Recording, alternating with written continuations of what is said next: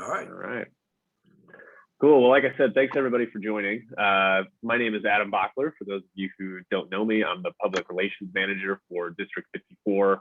And what I wanted to walk through tonight, there's not like a formal presentation or a speech or anything. It's just to kind of walk through a couple of topics and ask how you and your clubs are navigating that.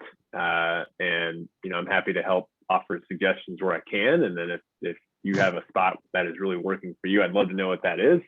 And maybe we could help replicate that across clubs within the district or even the district itself.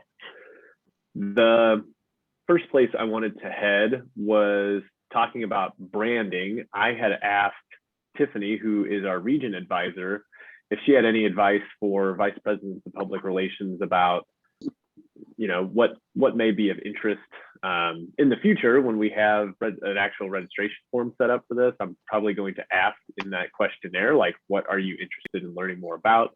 But because this is kind of the first one and we're figuring this out, I had a couple topics that I wanted to at least discuss. So the first one was branding. And I'd like to pull up a couple examples of branding and show what I feel like, in my opinion, are good efforts in branding and not so good efforts in branding as it relates to Toastmasters. So let me pull these up here. On the Toastmasters website, there is a resource called the Brand Manual. So anything related to branding, I would look at the brand manual first to make sure that you're set on. It's got things that are related to font, color. There are different settings for gradients there. There are also things for voice and tone. Like, I don't really have any good examples, good or bad, of voice and tone today, but like they have I forget exactly what it is, but it's like professional. Like, sometimes I feel like I see advertisements for Toastmasters things and I'm like, that doesn't seem like professional or anything. Like, it seemed like somebody just went in and wanted to have a bunch of fun, whatever. I don't know. All of this too, I do want to point out, is subjective. Like, these are all things that are my opinions. I'm not handing down any information from Toastmasters International or anything. These are just things that are my opinion. So some examples of advertisements and public relations-esque things for clubs that I think are good examples of branding. This would be one of them right here. So this is, I don't even know exactly what this is. I was just kind of looking at what caught my eye. I'm going to blow this up, move some things out of the way here. So, like, this is good branding to me because it uses the colors that are in the brand manual, which I've linked to, and I can send out an email after this and show you where this stuff is if you haven't seen it as well. But you can chime in whenever. Has anybody used the brand manual? Do you know what I'm talking about when I reference the brand manual? Yes. In fact, we have a link to the brand manual on our District 54 website as well. Yep. So if you're not familiar with the brand manual, like I mentioned, it's a guide for Toastmasters to be able to do things in the voice and style and look and feel of Toastmasters, so that when people see it, they think Toastmasters. That's what I think. A brand is essentially a promise of what you can expect from that organization, company, whatever. Like, when you think of Nike, or think of your favorite hotel chain or your favorite fast food restaurant, like, there's a certain brand associated with that. So it's the same thing with Toastmasters. So, like, again, on this one, like, we can see that there's a color here. I don't know, I'm decent at being able to tell fonts, but I can't tell on this specific example if this is a Toastmasters sanctioned font or not. My guess is that it is. It's kind of cool. I mean, there's a little bit more advanced graphic design here than I feel like I see a lot of times on different Toastmasters materials. So I'm happy to see that.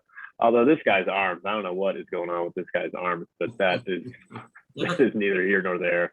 There's like a weird, I don't know, they're all kind of cut off, but whatever. But it does use good information. It also tells you like when things are and where, like this is on Zoom, this is on October 20th. And then it gives you all the link to all their socials and how to contact them down here, which some ads don't do. In fact, I think there's one in here that's a bad example that I pointed out for not being able to tell that information. So this is what I would. Adam, just a comment on that. When they put the meeting ID and password there, that's kind of opening the door for potential Zoom bombers, or I mean, it could. I've not done that at all, but anyway, just a thought. They may also have a setting that is a waiting room. That could, like, okay, true. I don't know that, but I mean that's a possibility. Yeah, got it. And then they also, like on their Facebook post here, like they include some of the same information here, which is good. So, you know, this is one of the reasons why I like this one. Does anybody else have any comments, any feedback on this one before we head to the next one? No. Good. All right. Another one that I thought was good is this one, from speaker to trainer. So I'll zoom in on this one a little bit too here. So they are using the Toastmasters International logo. There are very specific rules about how to use the Toastmasters logo in that brand manual. I believe they are following that. Like you're not supposed to have other words within a certain range of where that logo sits. It looks like they're using the same reds and the same red and blue, or I guess it's more maroon than anything. This font looks like the font that Toastmasters wants you to use as well.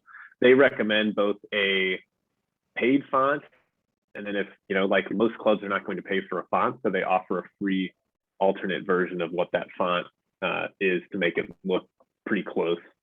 But it's got contact information on here. What are some things that I don't like about this? I don't know who's offering this. So like, I don't know what Toastmasters Club is putting on this session. And it's long too. I mean, it's a 6.5 hour, 7.5 hour long session. So like, I would love to know some more information about who's putting this on. So like, there's no mention of a club website on here or a district website. Like, I guess that's a good question. I don't know if it's a club or a district. So, you know, when making that type of stuff, just taking a look at and making sure that you have club or I guess in your case, it's club information on that piece. Yeah, I'll make one comment on that one. That there's a red underneath that, whatever color that is. There's a white. Yeah, I can barely read that myself. I'm colorblind, so I have a hard time reading it anyway. But gotcha. It's almost not noticeable if you're not paying attention. Yeah. Yeah. Right. Little drawing didn't work out the best, but yeah. I don't like that either. Yeah. Well, thanks for pointing it out. I didn't see it at all. Yeah. Okay. There you go. Yeah. And I'm trying to zoom in as much as I can for you on some of these, Patrick, so that you can hopefully. Oh, that's fine. I got the, you know, when he said, I'm like, oh, there is text there. It's actually hard to see. Yeah. Yeah, it is pretty hard to see. But like even here, so somebody commented, do you have a link for this?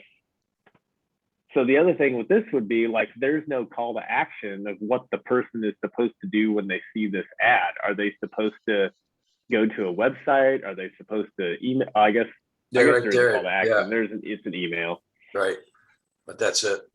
Yeah. But yeah. So I think does anybody else have any comments on that they want to make about this one?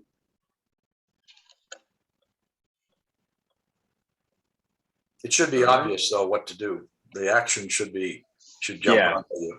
Yeah. Yeah, like there should be like a little button here. Yeah, right. Right. or some way to help separate this, to give it some contrast, that it's not just sitting underneath, something on a similarly colored background. Yeah. The last one that I liked, I'm sorry. Yeah, Adam, this is Thad, sorry to interrupt. That's all right. The question in the back of my head, I see a lot of these are Facebook postings, and I'm on Facebook, but I can't say I understand it all that well. When you post, if you're going to have an open house or what like these, or a training session, just let me know at what point, how do you do it where your audience will see it? Because I see people post things, and I've posted items, but I don't know if many people read them. You go to a public group, you upload something, maybe 2 or 3 people see it, and if you go back an hour or so later, it seems like your shift will drop down if not enough people are hitting it. So those are my questions about, once you post these, how do you make certain people will notice it? Well, there's a couple ways.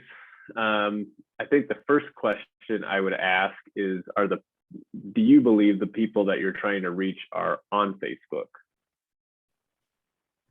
And if so, then we can go down that path. But the other part of that is, like, if they're not on Facebook, then we might want to think about other ways that we can reach those folks. Okay, well, go ahead. That's just a thought I had. Like, I use Facebook a lot, and I've changed how our district uses Facebook, because how I've seen our members and potential members, our other visitors, like, interact with. So, like, we have a Facebook group, for example, and, like, when I first started as the public relations manager in July, I spent a lot of July and August posting in our Facebook group. And then I started to notice that we've got, I think, 222 people in the Facebook group, but only about 30 people were seeing the post at a time. And I said, this doesn't make any sense to keep putting this much effort into the Facebook group when only, a small fraction of people are actually seeing it. So I've scaled back my involvement in posting on the Facebook group. Like, it's not non-existent, but I'm not putting all of my eggs in that basket like I was. So I'm trying to put some eggs in our Facebook page. So if do you have a Facebook page, Thad? Yes. Okay. Are you able to see the insights tool where it shows you kind of who's seeing things and what people are interested in? Do you know how to find that? No, I don't. All right. Well, I don't want to pull you away from where you were going to, because here's my follow-up. When you say, based on, I think, maybe information you sent us, you suggested that we join groups that are in our community. So I'm in the Lincoln Way community. So there were maybe, I think you sent me 3 groups that I could join, which I did. I have posted some things about Lincoln Way Toastmasters.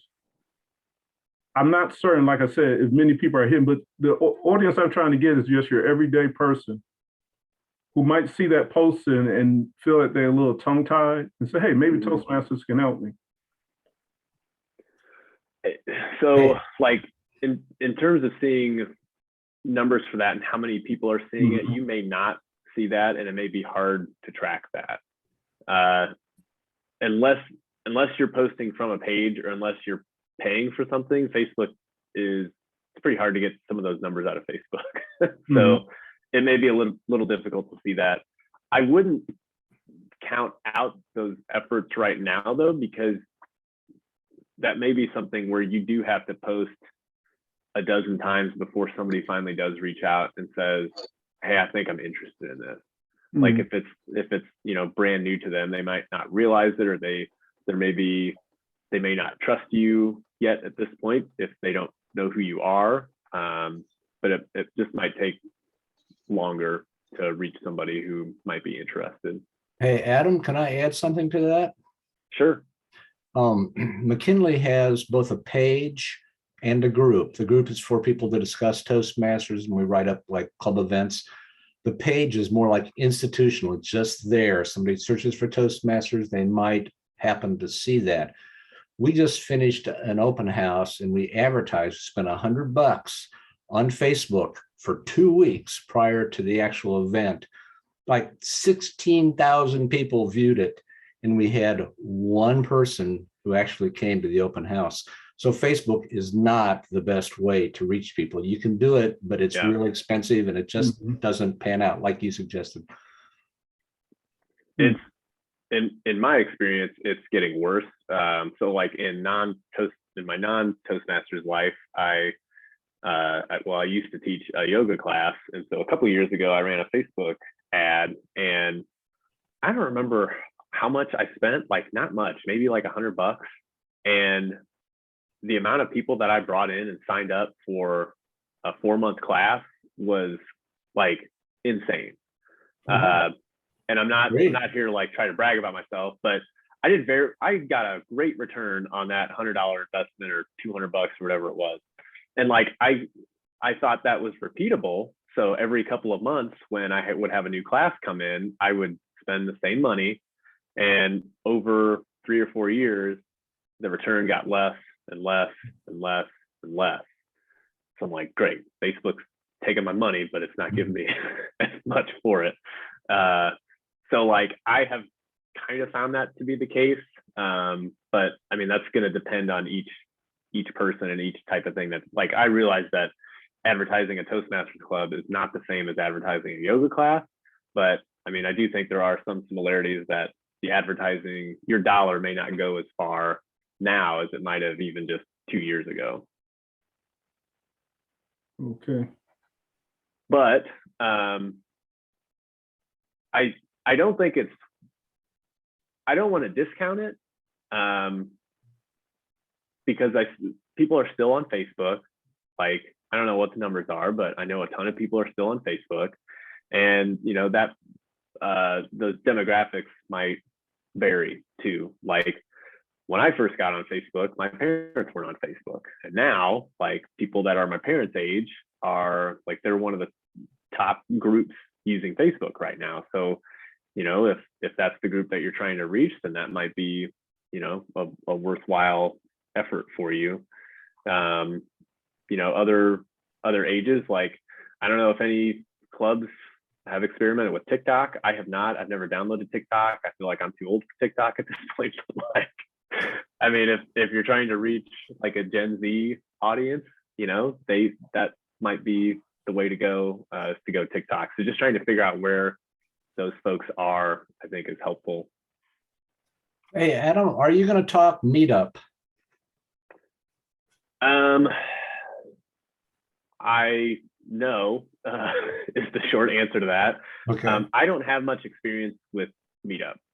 In the brief experience I've had, I didn't find success with it, but I know that other folks have. Okay. So there was somebody on the deck call on Saturday. Was it Bo? What was Bo's name? Bo said to reach out to him, and I don't know what his email is. Yeah, but I can't remember his last name. Yeah, but he would be the person. I can probably find it. He would probably be the best person to talk to, and I could maybe. Tony, is that something that are you using Meetup? Oh, yeah, we use it extensively. We've been doing it for about a year. And what we found is you post events on Meetup, you have it directed towards your club. We happen to have 3 clubs in this area. And so 3 clubs got together. If you buy a Meetup, you know, you pay the fee, you can put 3 clubs on it. So we pay about, I don't know, $80 every 6 months for 3 clubs, and each club has their own Meetup page, and you put it up there, and you'd be surprised how many people join it. I think we have about 70 in our Meetup, and the other clubs, Fireside and Toast of Champagne, have 20 to 30. Now, those people don't always come, but the thing is, there are people who express interest in what Toastmasters is, and the trick would be to make sure that every person who joins that Meetup gets a personal email. Hey, thanks for checking us out on, you know, hope you'll come to a meeting. And you've got to do that, because otherwise, you know, they just don't think anybody's on the other end, I guess. Yeah. So you've been on about a year. What prompted you to start using Meetup? Was it hearing about it through other Toastmasters, or was it just kind of your own discovery? Or it might have been through other Toastmasters, but it's an interesting approach because Meetup has got all kinds of groups. Now, I know what you can do is if you happen, let's say you're maybe an organizer of Meetup and you join other groups, sometimes they see your Meetup events as well. And so you can sort of like bleed into all these other groups and let them know about it. I'm not too sure. I haven't done too much of that. Basically, we just try to keep events up there, and we get, I'd say, 2 or 3 people a week who join. And, I respond to them. We don't have that many people who join. We've had a couple, but, in Toastmasters, a couple of members is good, Yeah. So. Yeah, especially now. Yeah. I had tried it with Prairie Land in Peoria a couple of years ago, and like I just didn't see anything, and I didn't go back to it, but I didn't know if it was the fact that like I wasn't spending enough time in Meetup, or like I just kind of chalked it up to my inexperience using the platform. So I didn't pursue it, but I'm always glad to find out that other people have used it with some success. So I'm like, oh, good, maybe it was just me then. Yeah, Adam, if this is sad, we use Meetup, and we do like what Tony mentioned, 2 other clubs. We pay about the same amount. The point I'm getting at, I get maybe 2 to 3 inquiries a week from Meetup, but I would have to say that the quality of the inquiry is kind of low. It's a low attendance rate. I do reply back to the person. I give them my email address. Some people reply back, most don't. And even those that reply back, most don't show up at a meeting. So we're out there. We might have 1 or 2 members over a year's time that may came through us through Meetup, but I get my best prospects through Toastmaster International. Usually those people have gone through the trouble to fill out Toastmaster International request to visit your club. Those people seem more serious, and more than half the time they do show up. Plus you get a phone number usually where you can actually talk to the person, which is helpful. Yeah. Good to know. That's probably the best way is the TI inquiries. If you have a club website, we have free Toast Host. We also have a Contact Us, and a lot of people will come through that, and that's been the second most effective, but definitely TI. Good. But Contact Us, that's through Toastmaster International website? No, that's actually on our own club website. McKinley has their own website. It's a free Toast Host, and there's a Contact Us. And so everybody that we contact, we send them to our website because that introduces the club. If they want more information, they can contact us. Okay. And I'm glad you brought that up, Tony, because one of the things that I was going to mention, and to piggyback off your comments, Tony and Thad both, one is, just having a club website, and we're hearing firsthand that having a club website is beneficial. And then the other one is making sure that that website and your Toastmasters International listing are both current, and making sure that that contact person is actually getting those emails. If it's a club and they just haven't switched that out in a while, or maybe there have been a couple officer transitions over the years, somebody might be getting those club inquiries that is not forwarding those on to the club. So just making sure that that is current in your meeting times, and if you're meeting virtual, hybrid, in person, whatever, that is current, available on the TI website as well. I'm hearing some crazy noises. One thing about Meetup is that you can have people who are interested, if they say they're going to attend, RSVP, then they can see the link, but it's not there just all the time. That keeps that Zoom bombing away. Yep.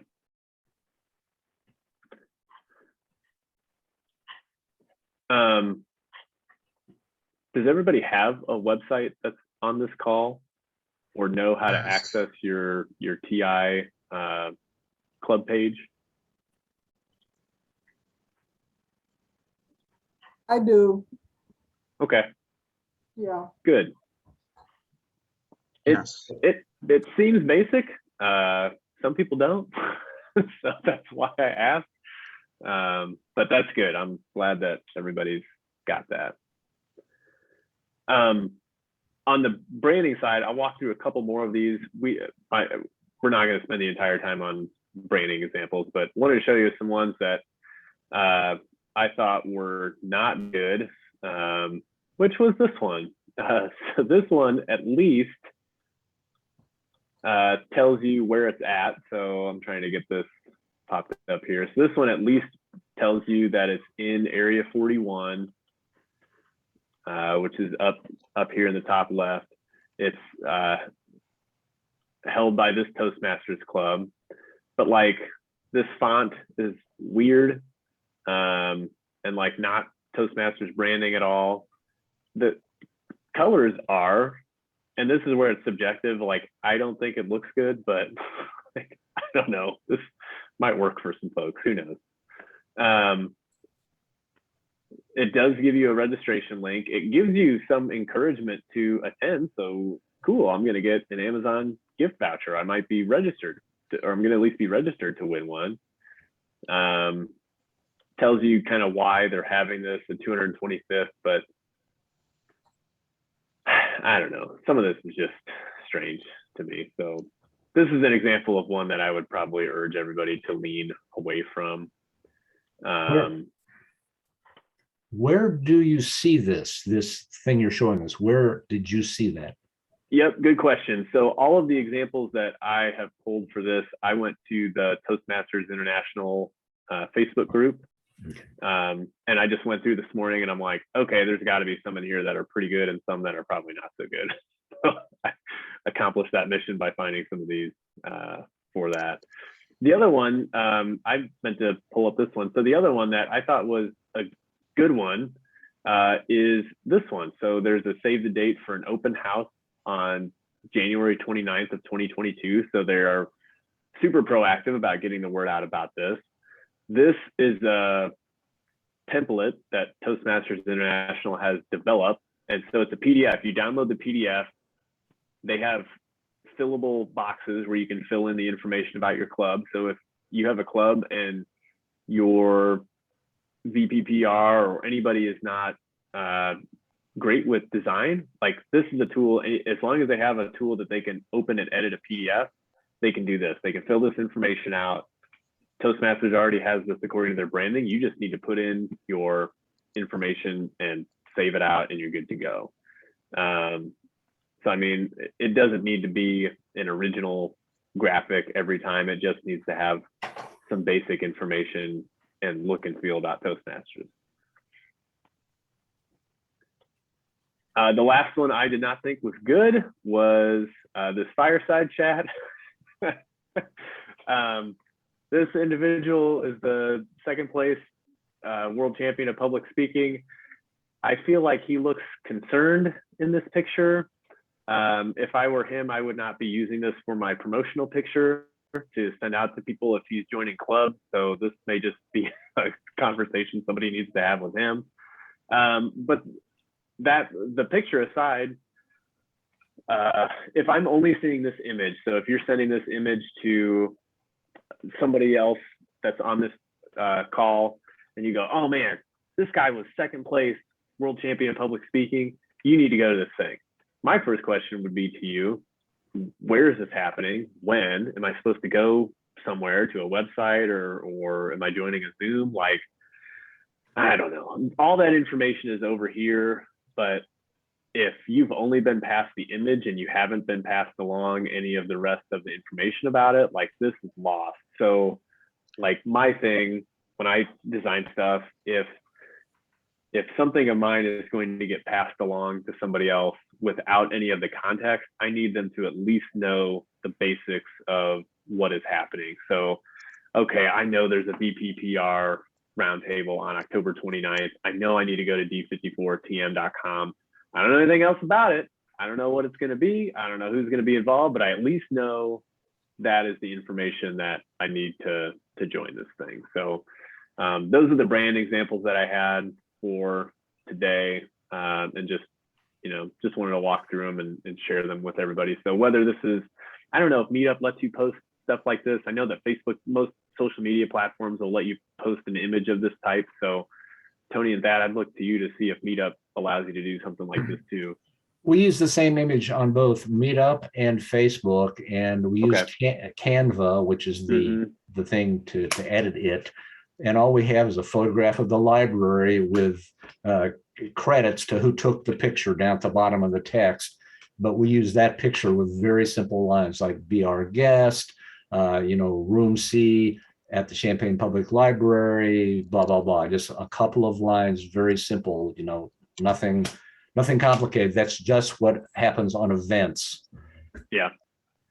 Gotcha. Cool. Well, that is the branding section of this. So I think we can move on and we could circle back to the websites here a little bit, but one of the things I wanted to mention about the website is obviously keeping websites up to date. If there is a place where you can put that information about a recent meeting. So like Tony, you mentioned that having a Facebook group, you post information about your recent meetings. If your site, I've never used Free Toast Toast. We've been like an Easy Speak type of blog, but if Free Toast Toast has a blog functionality, it may be a good opportunity for your blog to say, hey, we had this meeting this week.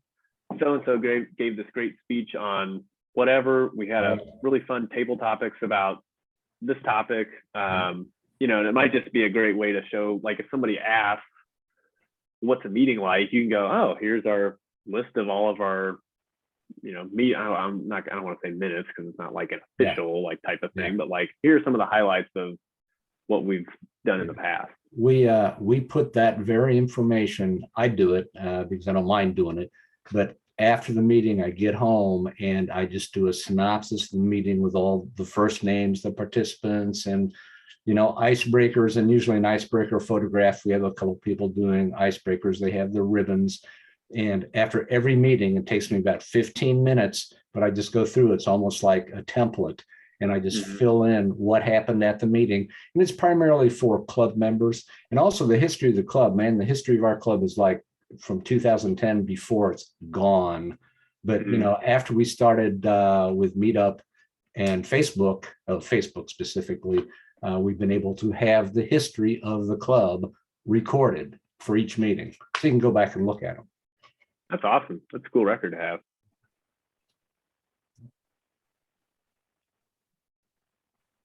If also on the website, if there are opportunities to have pictures of the club, like I know one year at our club, we did a Halloween, we got dressed up for Halloween. We've gotten pictures taken around the holidays before. So just different ways to show that your members are having fun and people like seeing photos of other people too. Keep them updated though too. We have a picture on our page right now it's got to be 3 years outdated. Half the people aren't even there, and it's hard to get people together to get a photograph. So we just left it up, and I don't know the names of half the people on there. At the time we were packed, so. The next item, I'm just kind of rolling through a couple things that I wanted to hit on tonight. Dues renewal. So we're in October. We've just passed the dues renewal session.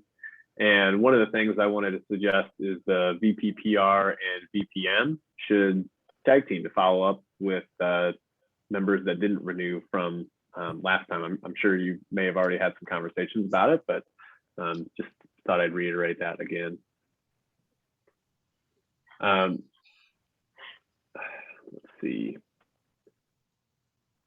On the D54 website, we have a number of resources for you. So I wanted to bring those up. So on our resources page over here under the resources tab, now our nice new navigation, thanks to Dick.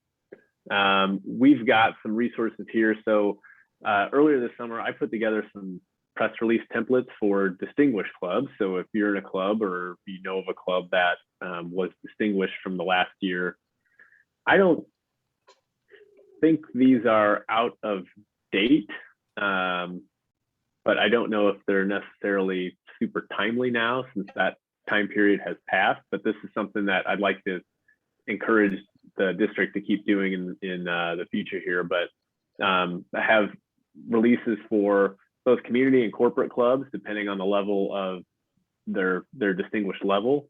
So whether that was distinguished, select distinguished, or president's distinguished, those are up here.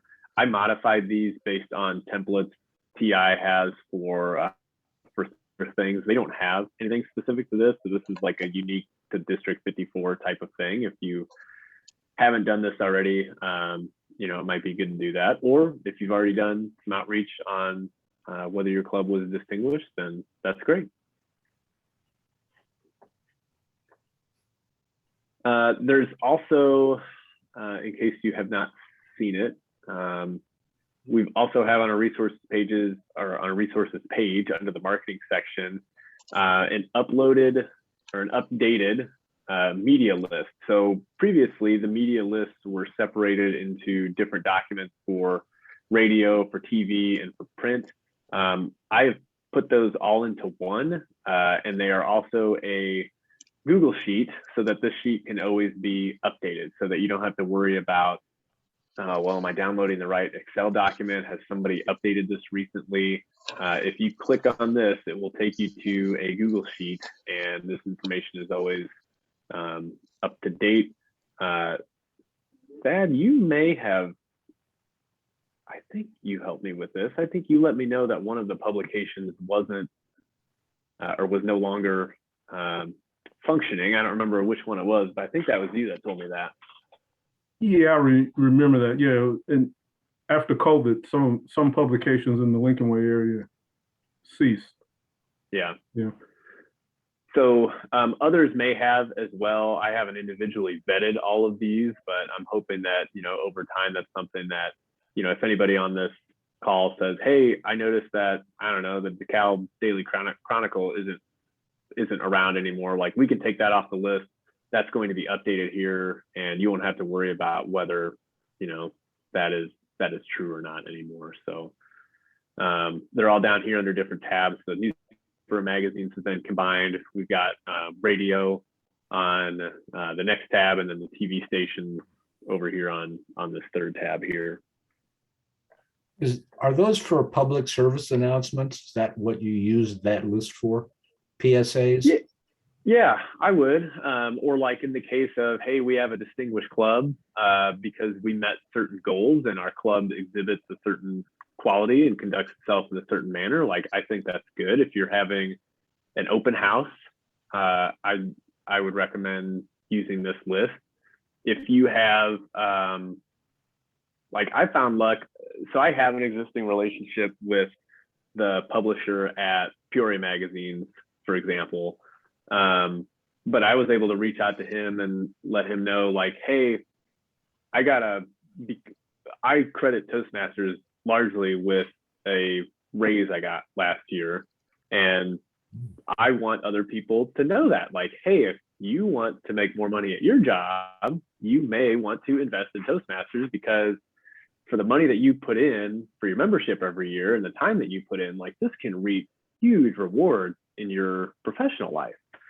And so he thought that was interesting. So like we worked on an article for Peoria Magazines. So that's why, like Dick, you've heard me mention this a couple times, and Patrick, you have probably as well. But like at the end of my public relations manager report, I ask people, if you know of anybody who's had success in their job, or you're hosting a speechcraft or an open house or something, like, let me help you, or like you have these resources available if you want to pursue them as well. Like, all of this stuff is here, and I, you know, can't guarantee anything obviously, but you know, coming at it from that perspective may be helpful.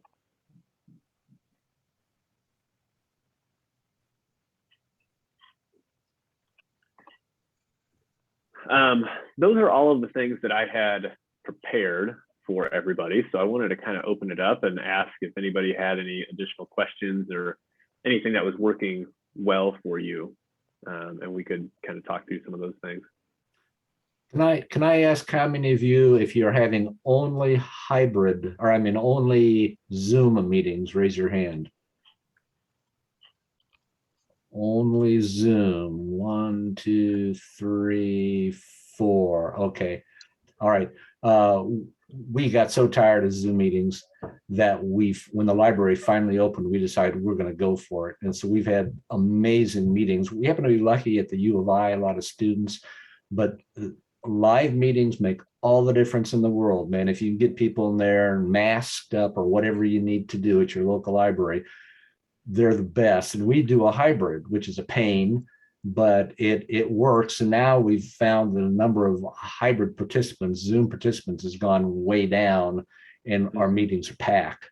But who knows what's going to happen next month with COVID. But if you can get a good, exciting meeting, that's how you're going to build membership. And it's been amazing for us in the last 3 months. Good to hear. I'd say also having it where, we started last year doing theme meetings, and that gets a lot of interest, especially if what the inspiration is going to be about. Talking about that, and I get reactions of, oh, that sounds really interesting. I definitely want to be there. What types of themes have you had, Patrick? Well, for last, April Fools, we had a backwards meeting. We have a Halloween theme meeting coming up, and we have a costume contest we'll have with it. What's your costume? What? What's your costume going to be? I'll be an alien. Nice. I use nationaldaycalendar.com. You can look up what, this month's, months are, weeks are, days are, and I use that for ideas when there's not an obvious holiday or, something to.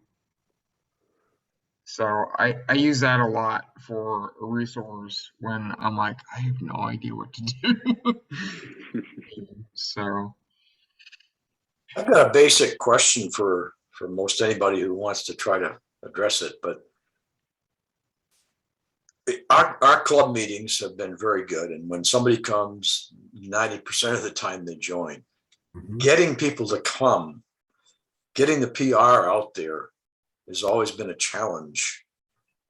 Other than word of mouth, or maybe if somebody was looking up and found us on the TI website, very few do we get outside of those two. I kind of wanted to hear what people are finding the best medium, the best system, or the best PR approach has been for them. I'd kind of like to hear that. I think you're absolutely right, Dick. The thing is that the people who, look into the meeting themselves are likely the ones that are going to come. We do the other ones just because you've got to have the advertising out there and somebody might see it. So Meetup and Facebook are there. We continue to keep it updated. We don't expect much of it. It's just, like I said, it's institutional advertising. You've got to have your face in front of the people, and if they see it and it works, great, but it's not particularly effective. We just do it. I'd say we've gotten a lot of our members just that were friends of people, members that they got to attend and got interested. I think that's how we have a majority of our members that weren't already involved for 3 years. Basically word of mouth. Yeah. Yes. Yeah. We have a club contest going right now. It's been pushed back about 4 meetings. The person who brings the most guests over a period of the next 2 months gets a $50 gift certificate to the restaurant of their choice. And it's been a struggle. We've had 3 people bring 3 guests. And so we pushed the contest back. It'll happen. But, that's something to try to get the club members themselves. Another thing we did was we got, You got it. Toastmaster business cards, and we have our club website on here. And we try to pass those out. Everybody in the club gets them, and I don't know what they do with them, but I've passed a few out. So it's just one more tool.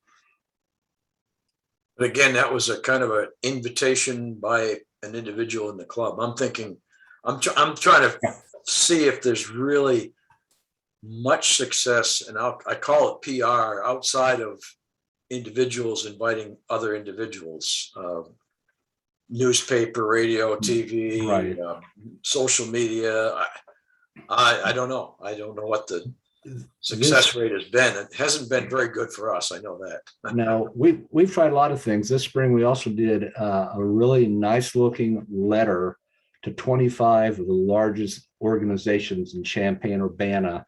Real nice, included 2 business cards and two of the 3-fold flyers. It looked very professional. Sent those out, and we had no responses. I spent hours on that one, trying different things, but and there's also, if you can find local bulletin boards, if you can find them anymore, they're not as many as there used to be around.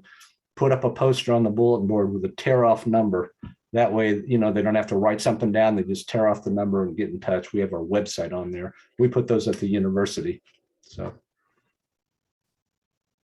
Yeah, our club just had an open house, and we put something in the local newspaper, and that drew a couple people. Our club has been around for a long time, and someone just happened to come back. They were surprised that Toastmasters was still in our area, so they came back, and we tried a couple fairs where we set up a table at like a health fair or something, brought in a gift basket so that we could get names, emails, and telephone numbers, but it's just hard, calling everybody and sending out emails and stuff and not really getting a good response. Right. Well, if you have local radio stations, the PSAs work. You just write a short paragraph about conquering the butterflies in your stomach. And if you want to learn how to speak in public and learn leadership skills, check out McKinley Toastmasters or wherever. It used to be where you could just send postcards and the guy'd pick it up off the table and read it, and you'd hear him on the radio. But it's gotten harder to get through to the radio stations for the PSAs. But that's still a possibility, and that's something you hear. So it might have more effect than something they might just skim over. That's a good thought. I hadn't thought about that. Yeah, years ago, I several times went on public TV, local public TV station, and they interviewed me, and zero. No, maybe I did a terrible interview. I don't know. But anyway, it just that there was no takers on that one. But you never know. But that's good. Stuff. Right. It's good experience. Check with your local TV stations and say, you've got something, local oriented in the mornings before 7 o'clock. It's 10 minutes about local organizations or whatever. And they'll sit you down in front of the cameras and you go on there live, and it's great practice. It's a lot of fun. They ask you questions and you respond to it, and it's over in an instant, but that's just one more thing you can try, and it's a good experience.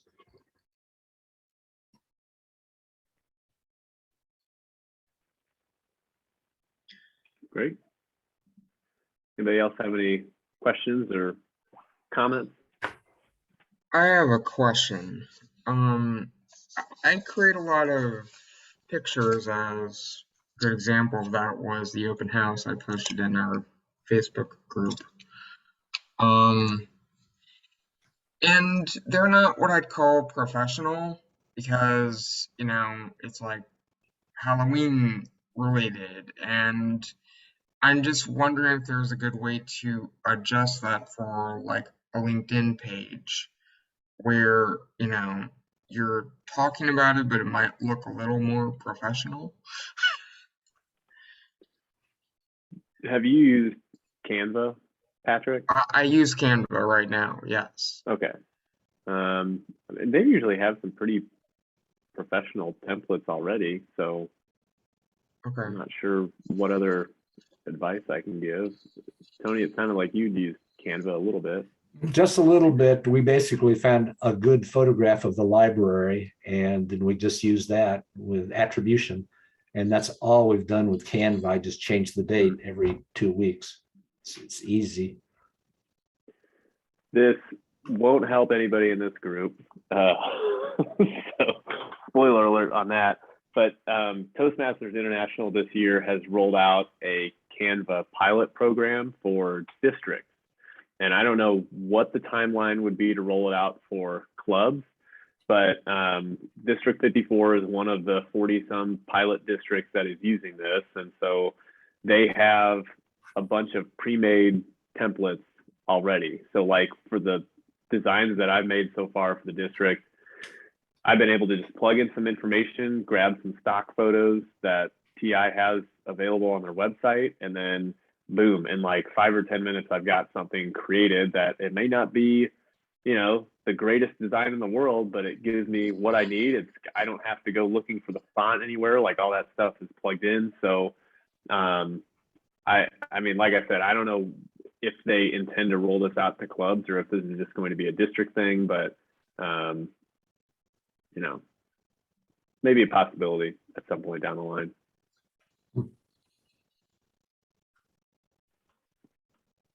Cool. Is Canva something you have to pay for, or is that a free? It's a free tool, depending on your level of involvement. But like I have found for things like designing materials for clubs, or like I use it in other side hustles as well. The free version does what I need it to do. You can pay for certain imagery to be used that may not be free. So they have like a whole selection of photos that you can use that you might pay like $1.99 for, or maybe some patterns or certain templates. But I've always just used the free stuff for that.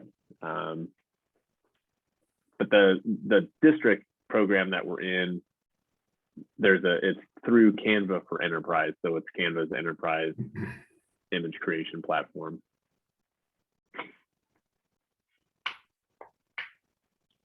Great.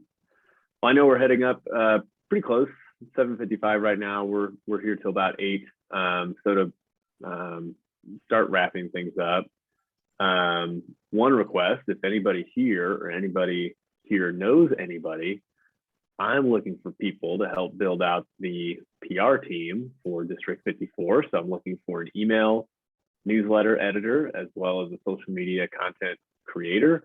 I don't think those are the exact roles they're listed as on the website, but that's basically what they do. So if you or anybody you know in your clubs would be interested in doing that, I'd be more than happy to talk to you about that. And then the other thing I wanted to mention for those who didn't catch this toward the first part of the call, I would like to do something like this every month, where it's just kind of like I come prepared with a couple of things, but then it's more of an open discussion about what's working, what's not working for your club. The next one that I would like to host is going to be November 9th. I just made this decision today. So I don't have the registration or anything set up for this yet, but I'd like to have an Eventbrite set up. If you can think of anything that you would like to talk about for that, I'd be more than happy to put that on the agenda to walk through. It might be, you spend a couple minutes, like Tony, you spent a little bit talking about meetup tonight. I don't know if that's something that we may want to expand for that, or if it's like, come in here and you say, Adam, I would love a second set of eyes on our website. Is there anywhere we can improve? Like, I'd love to help out with that too. So the goal, I think, for the next one maybe is to have a bit more information about what you may find beneficial out of this coming in beforehand, but if not, that's cool too. And we'll just have a nice discussion like we had tonight. Yeah, it sounds good. Yeah. Thanks, Adam. Cool. Yeah. Thanks everybody for being here. Yes. Thanks for hosting this, Adam. Yeah, you're welcome. You bet. Well, have a good rest of your night, everybody. I'll send out an email after this and just kind of do a little bit of a recap about what we talked about tonight. Yeah, I'll stop the recording now, and I got to figure out what do we want to do with it. where can we put it? Yeah, well, I mean, at least in the near term, we can send that